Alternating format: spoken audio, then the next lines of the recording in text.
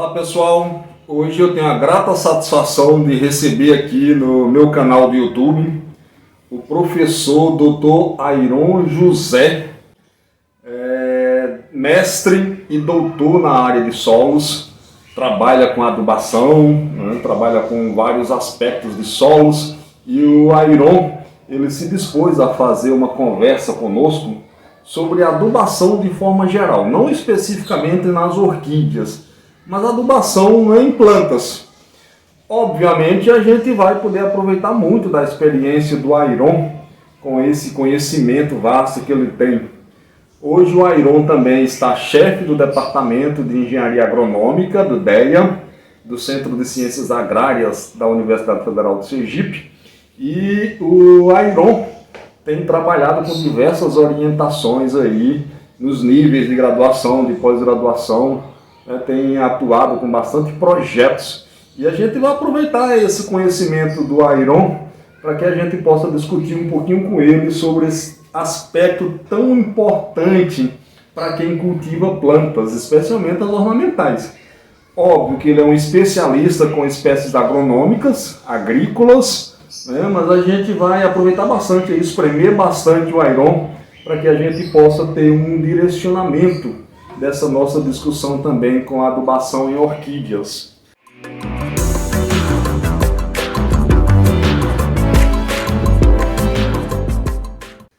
Obrigado, Ayron, por ter se disposto a fazer essa atividade conosco. É um prazer grande, amigo desde que chegou aqui, desde que nos conhecemos, alguns trabalhos conjuntamente, algumas orientações conjuntas também. Então, uma satisfação muito grande ter você aqui nesse momento para estar tratando conosco de um tema tão importante.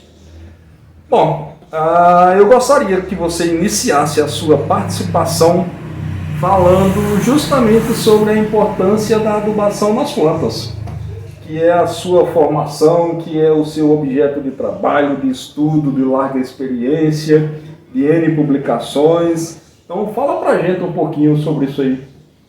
Ok, olá a todos, que estão nos acompanhando aí, ouvindo o canal. Então, primeiramente agradecer ao Robério, orquidófilo nas horas vagas aí, bastante exemplares de plantas, pelo convite, de falar um pouco sobre essa parte nutricional, dessa parte essencial no cultivo de plantas, incluindo as orquídeas. Então é fundamental ter um pouco de conhecimento, de noção dos nutrientes que essas plantas exigem para o seu ciclo de vida, para o seu bom crescimento vegetativo e também uma boa floração. No caso de orquídeas, o que se espera é que elas tenham belas flores lindas para agradar o público e agradar o orquidófilo, aquelas pessoas que são amantes das orquídeas. Então é isso, essa parte de nutrição é um conhecimento básico, essencial para garantir a saúde dessas plantas. Bom, então aproveitando isso aí, a gente já de cara começa vendo aqui com o Ayron quais são os tipos de adubos e adubações que os orquidófilos ou os cultivadores das plantas ornamentais podem utilizar. Bem, nós temos adubo mineral, que vem de uma fonte, seja minério, a exemplo de nitrogênio, nitrato do Chile, o cloreto de potássio, fonte de cloro, de potássio. Nós temos os outros elementos, então esses seriam os adubos minerais. E os demais? Os orgânicos, os organos minerais? Então, nós temos a classificação adubo orgânico, organo mineral e o mineral. Então esse adubo mineral são geralmente sais, ácidos que vão fornecer os elementos essenciais às plantas, os nutrientes. Prontamente disponível e solúvel em água. Então isso é bem fácil de aplicar e de manejar em termos de cultivo agrícola. Nós temos os orgânicos que estão do outro lado, que geralmente é uma fonte de material de origem mais orgânica, produto da decomposição de restos de vegetal e animal. Por exemplo, a compostagem, os compostos, é um exemplo de um adubo orgânico. O humo de minhocas, esse humus um exemplo de um adubo orgânico. Nós temos também outros estercos, outras fontes orgânicas, os estercos. Então nós temos estercos bovino, caprino, de aves. O importante da adubação orgânica é que esse material esteja bem decomposto, para não causar nenhum problema no momento da adubação. E nós temos os organominerais, que é a junção quando você mistura a proporção de uma fonte orgânica com uma fonte mineral, geralmente para enriquecer de nutrientes o adubo orgânico, né? Geralmente a fonte de adubo mineral, nós temos os teores dos nutrientes conhecidos.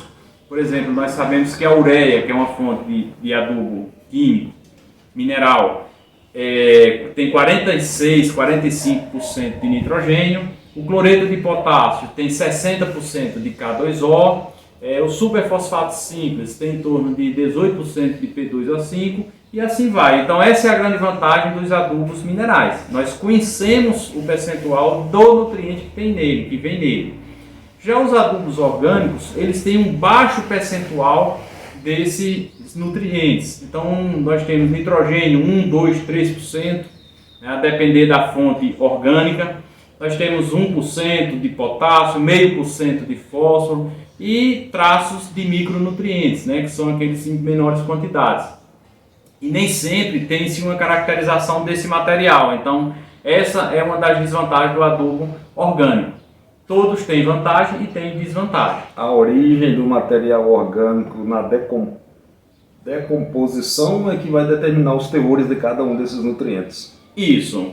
A depender do composto, se tem mais carbono, se tem menos carbono, e a relação carbono-nitrogênio é quem vai acelerar ou retardar esse processo de decomposição e de disponibilidade do nutriente na forma iônica, que é como a planta absorve. Airon, gostaria também que você falasse um pouco para a gente, né, desmistificando sobre os elementos chamados macro e micronutrientes que temos que usar nas plantas cultivadas. Okay. O que vem a ser isso aí para o nosso público, para aqueles que nos acompanham? Então, nós temos reconhecido hoje 17 elementos considerados essenciais, ou seja, nós temos 17 nutrientes. Não podem faltar em hipótese alguma. Não pode faltar. Então nós temos os orgânicos, que é o carbono, o hidrogênio e o oxigênio. Esses três são facilmente disponíveis na natureza para as plantas. Então nós temos o CO2, que fornece o carbono, nós temos a água de irrigação que está fornecendo o hidrogênio, o oxigênio, o ar. Então isso é muito fácil, a gente não precisa se preocupar muito com esses três nutrientes. Além desses três, nós temos mais 14, e eles estão divididos em dois grupos, os macronutrientes e os micronutrientes. Os macronutrientes são aqueles exigidos pelas plantas em maiores quantidades, né? São requeridos por as plantas em maiores quantidades, elas precisam geralmente absorver mais. E nesses macronutrientes, eles são divididos em macronutrientes primários e macronutrientes secundários. Os macronutrientes primários é a famosa adubação NPK, nitrogênio, fósforo e potássio. E os secundários é o enxofre, o cálcio e o magnésio, são os macronutrientes secundários. Além desses 6, nós temos mais 8 elementos que são os micronutrientes, requeridos pelas plantas, todas as plantas, em menores quantidades.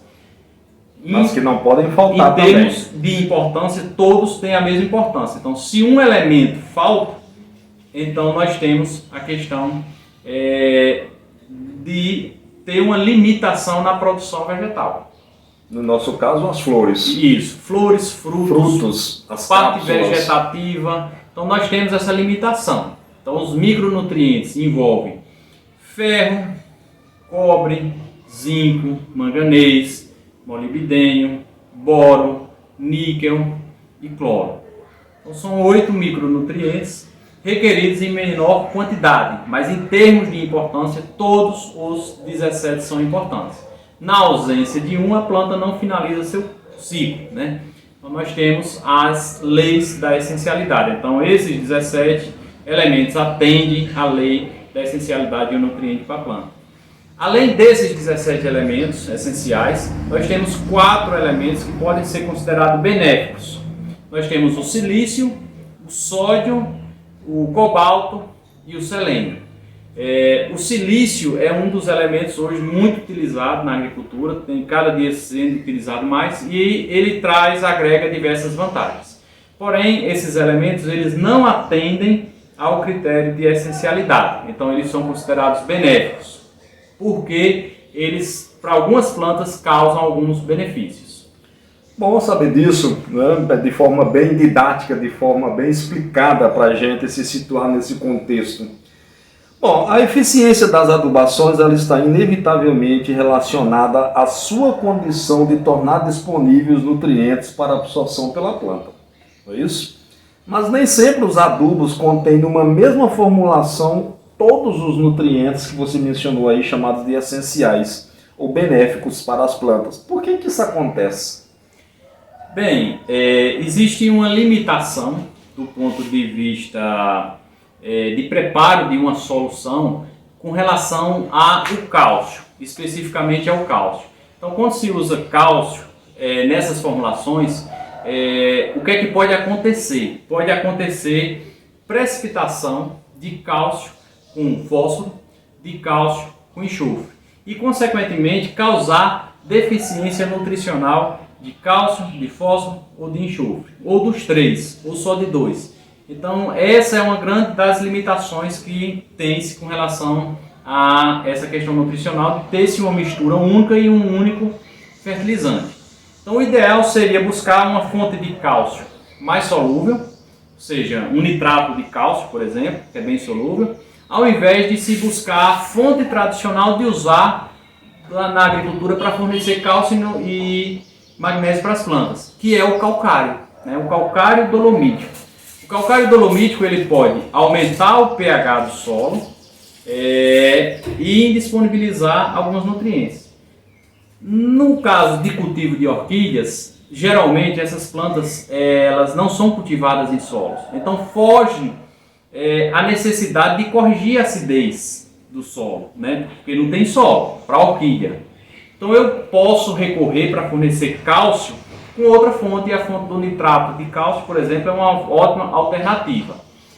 Um silicato de cálcio também é uma boa alternativa, e uma alternativa seria pegar dois fertilizantes, né, duas misturas de fertilizantes, uma que vai ter o cálcio e outra que não vai ter o cálcio, e intercalar nessa adubação. Que é uma coisa muito comum na orquidofilia, a gente fazer uma adubação chamada de convencional e intercalando aí a aplicação de cálcio. Isso. Pelo seu N, pela sua importância, pela quantidade de eventos metabólicos que necessitam desse nutriente, então isso é uma coisa comum na orquidofilia, fazer essa intercalação.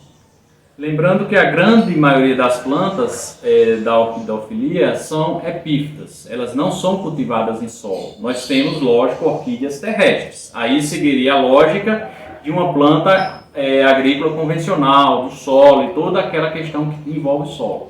Mas a grande maioria não, elas são cultivadas em substratos. E geralmente suas raízes nem têm tanto contato com esse substrato, né, a princípio. Então não tem aquela grande preocupação de vou aplicar calcário para corrigir acidez e fornecer cálcio e magnésio. Então não precisa dessa preocupação. Até se aplicar calcário, qualquer quantidade de calcário pode elevar muito o pH, aquela parte do sistema radicular. E indisponibilizar, por exemplo, o zinco, o cobre, precipitar alguns nutrientes, a exemplo do fósforo, a exemplo do enxofre, e você ter deficiência, né? Você forneceu o cálcio, mas você vai ter deficiência de outros. Então é interessante fazer uso de dois fertilizantes, um que vai ter essa base de cálcio e algum outro elemento, e a outra adubação mineral que tem todos os outros elementos.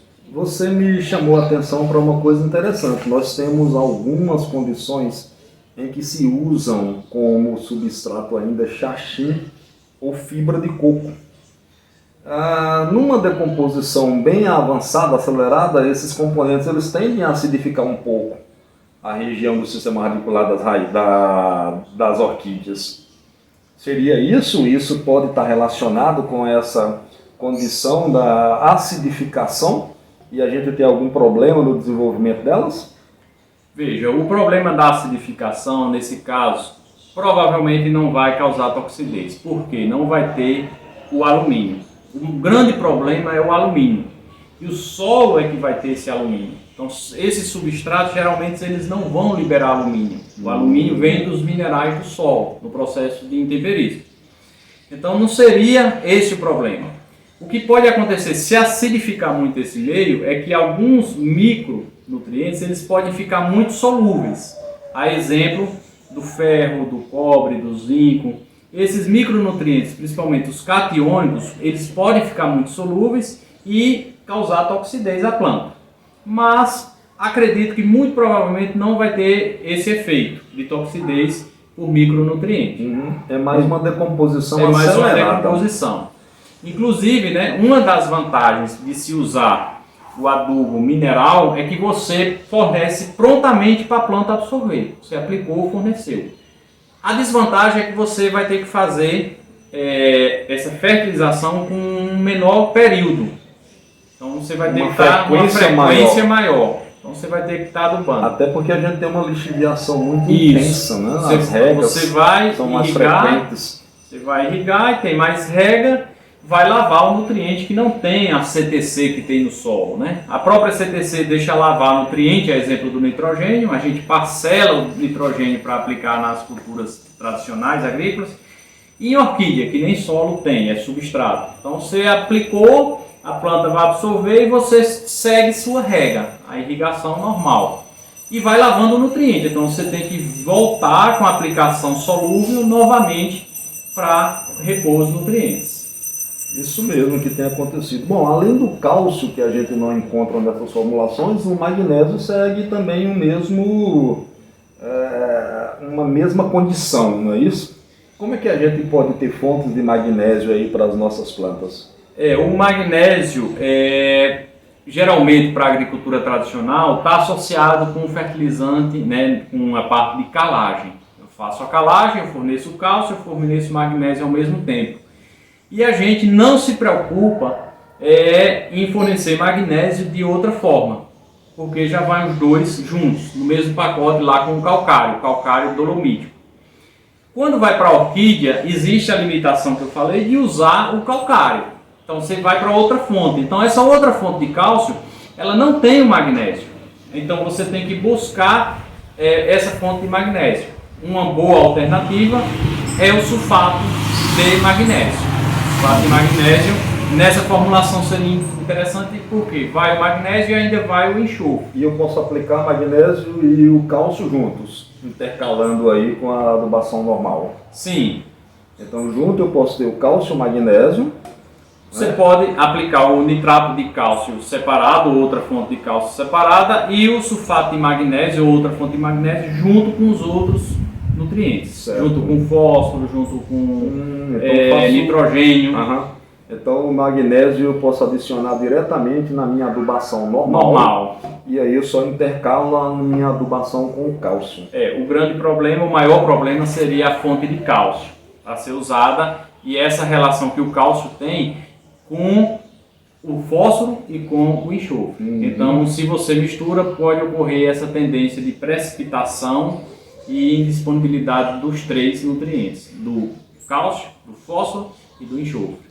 Quando você separa, você tem o nitrato de cálcio ou outra fonte de cálcio em um momento, e na outra semana você vai ter todos os outros elementos sem muito risco de precipitação. Então vai ter menor risco de deficiência nutricional. Bom essas coisas serem elucidadas aqui, até para mim, né, que eu faço uso constantemente da adubação, e muita coisa pode ser corrigida, muita coisa pode ser aprimorada com esse conhecimento. Então isso é muito interessante. E espero que seja útil também para outros orquidófilos, que a gente tem sempre esse cuidado, sempre essa necessidade contínua de ter uma boa adubação, plantas bem nutridas, né? O apogeu da orquidofilia é a floração.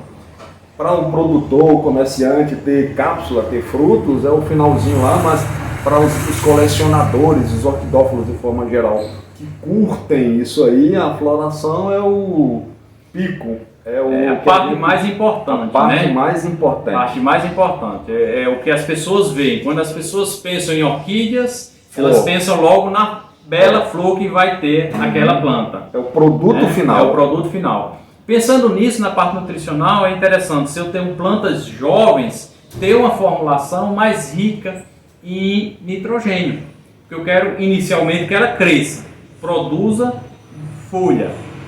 No segundo momento, eu tenho que dar atenção, por exemplo, à parte de floração. E o fósforo tem um grande papel nessa parte de floração. Então você tem que pensar numa formulação que tenha mais fósforo.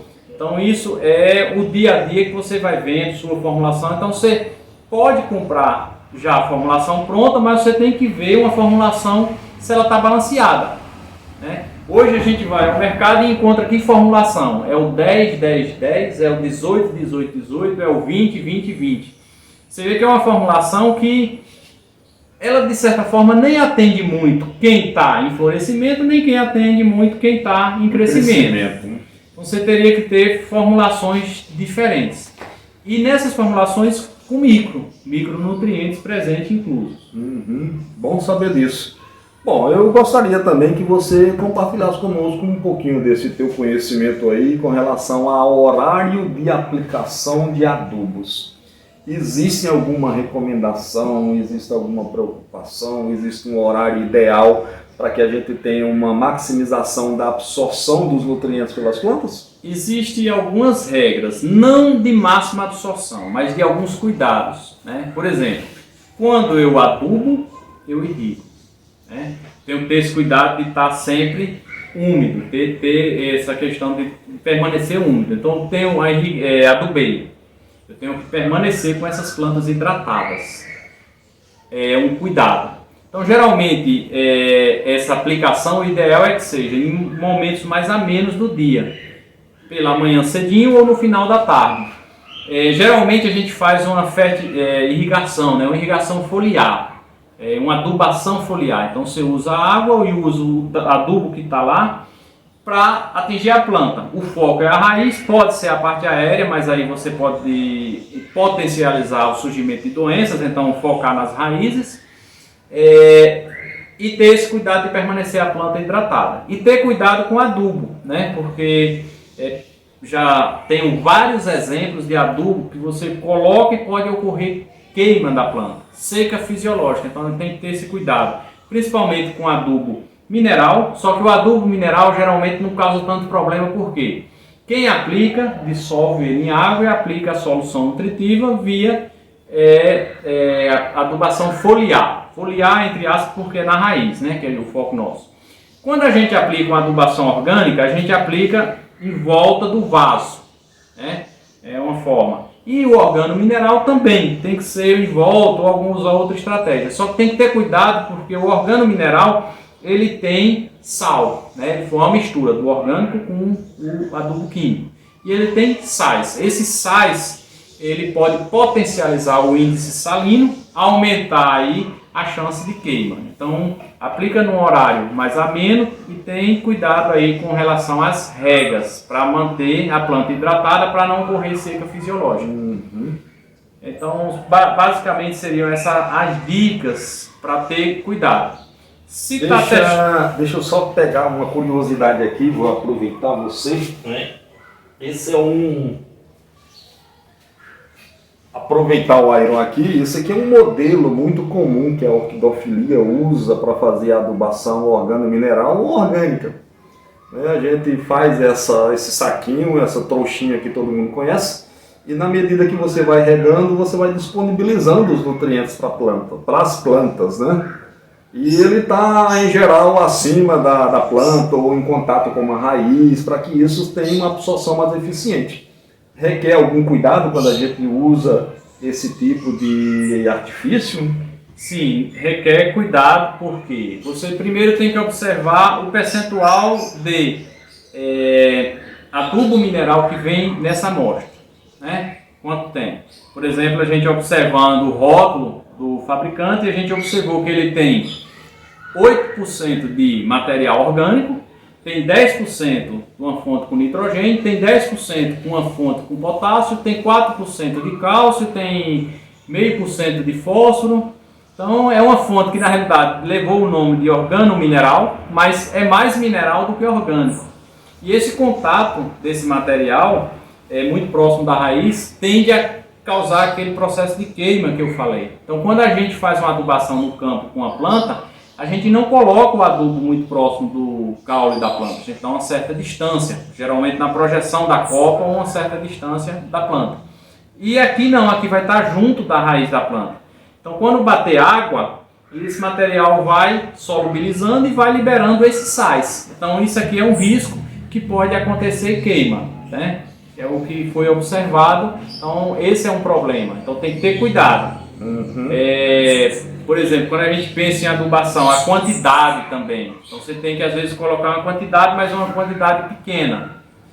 E com o tempo, a experiência é que cada um vai vendo o que é que se adapta melhor para o crescimento das suas plantas, porque o crescimento vegetal não depende só da nutrição, dos nutrientes, depende da água de irrigação, depende da luminosidade, da temperatura, do local onde essas plantas estão. Então não é só a condição nutriente. Quando a gente fala em nutriente, que tem uma lei, que é a lei do mínimo, a gente fala em nutriente como um todo, mas nós também incluímos nesse processo a questão da luminosidade, da água disponível, vários aspectos.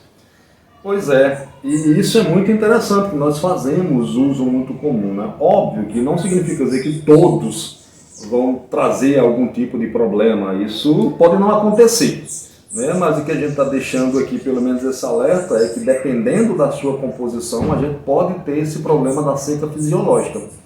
Uma vez que a quantidade de sais, a concentração é muito alta e ele vai absorver a água da planta.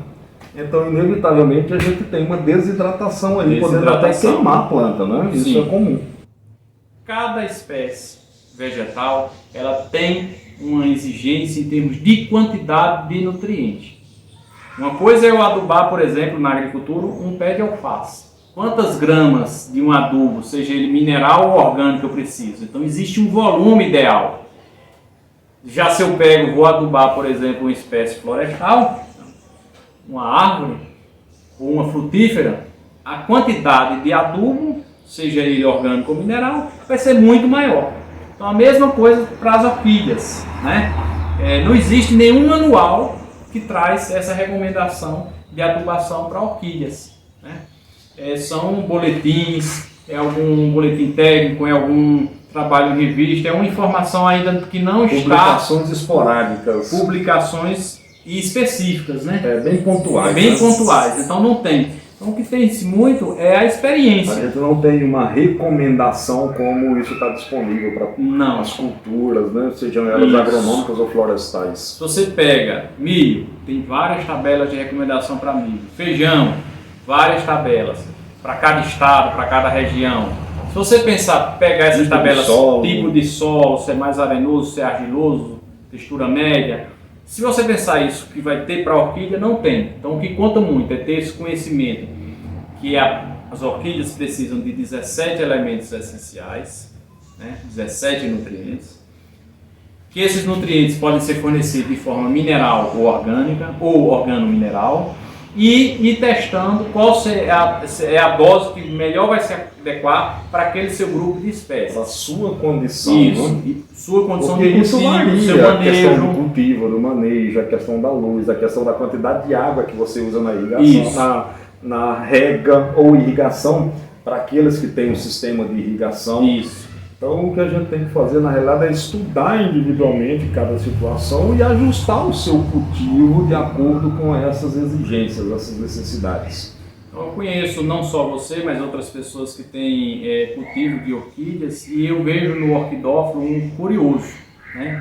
Então é normal que quem cultiva orquídea tenha curiosidade e faça diversas experimentações. Então eu vejo essas características. Então, com certeza, muitos fazem esses testes de adubação orgânica, de mineral, organomineral, de aplicação via pulverização, via foliar, via radicular. Então é a experiência do dia a dia e sua condição de cultivo que vai ver os seus resultados. E observar a função do nutriente. Se eu estou com uma planta jovem, eu tenho que pensar que eu tenho que colocar mais nitrogênio. Quando ela vai começar a fase reprodutiva, que vai emitir flores, eu preciso de fósforo. Só que no início eu também vou precisar de fósforo para emissão de raízes, formação de raízes, estimular a parte energética da planta.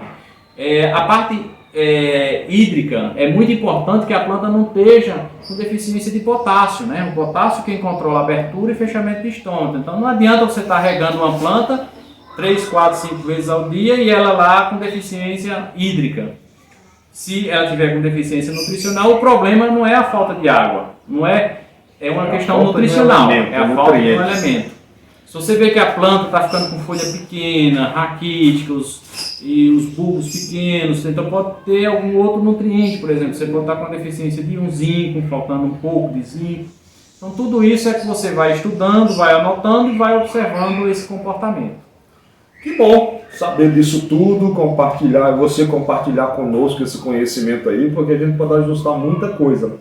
Bom, e para finalizar aqui a nossa atividade, eu gostaria que você deixasse a sua mensagem final para aqueles que nos assistem, para aqueles que nos acompanham ou aqueles que estão começando a nos acompanharem.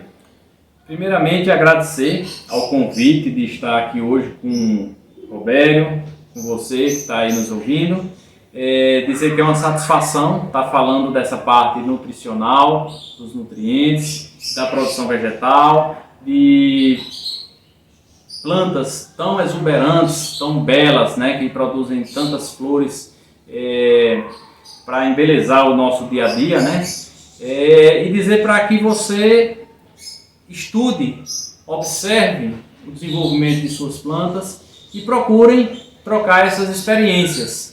O que é que deu certo, o que é que deu errado, o que é que cada um pode mudar. Então sei que essa área da orquidofilia ela é bem dinâmica, tem crescido e essa troca de experiência entre vocês é muito importante e que possa também procurar a gente que possa dar alguma dica, alguma informação que possa melhorar o cultivo de vocês para que a gente possa ter mais ainda essa beleza, né? Tão apreciada por tantas pessoas. Então era isso, agradecer aí a vocês e agradecer ao Robério pelo convite de estar aqui hoje discutindo um pouquinho dessa parte nutricional de planta.